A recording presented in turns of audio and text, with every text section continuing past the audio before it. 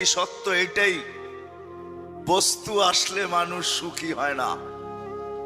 বস্তু আসলে যদি সুখী হইতো তাহলে দুনিয়ার সবচেয়ে বেশি যারা আত্মহত্যা করে এরা সেলিব্রিটি হয়। সেলিব্রিটি, দুনিয়ার সেলিব্রিটিরা সবচেয়ে বেশি আত্মহত্যার শিকার হয়। মানেন না? মানেন না? মনে হয় মানেন না। মানেন? অনেকে মানে না।